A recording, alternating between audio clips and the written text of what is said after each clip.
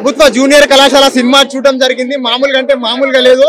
ఎందుకంటే ఈ సినిమా చూసిన తర్వాత ఫస్ట్ హాఫ్ మొత్తం నాకు జూనియర్ కాలేజ్ ఒక లైఫ్ గుర్తుకొస్తే, సెకండ్ హాఫ్ ఒక ఏమంటాం మన ఎమోషనల్ గా, ఒక ఫ్యామిలీ ఎమోషనల్ గా, ఒక ఫ్యామిలీ ఒక బాధని అన్ని చూపించడం జరిగింది. ఒక్కటే మాటలో చెప్పాలంటే ఈ సినిమా చూసిన తర్వాత నేను ప్రతి అమ్మాయికి ఒకటే మాట చెప్తా. ఎందుకంటే స్త్రీ అనే ఒక అక్షరంలో ప్రేమ అనే 2 అక్షరాలను వాడుకొని, చదువు అనే 3 అక్షరాలను వదులుకొని, జీవితం అనే 4 అక్షరాలను మర్చిపోయి, తల్లిదండ్రులనే 5 అక్షరాలను మోసం చేయకు మిత్రమా.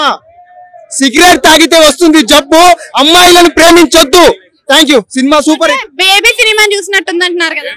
Baby 2 cinema Baby 2. ఎందుకంటే ఒకటే మాట చెప్తా, సిగరెట్ తాగితే వస్తుంది జబ్బు, అమ్మాయిలను ప్రేమించొద్దు. Thank you.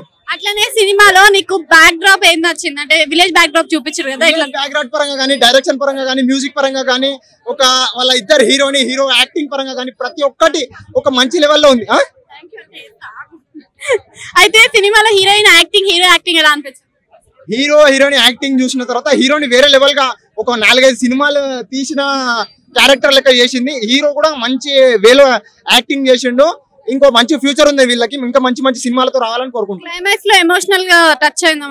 క్లైమాక్స్ లో నేనైతే ఏడ్చేసిన. ఎందుకంటే వాళ్ళ మదర్ ఒక సెంటిమెంట్ ని బాధగా ఉంది. అంత బేబీ 2 సినిమా అనుకున్నట్టు ఉంది సినిమా.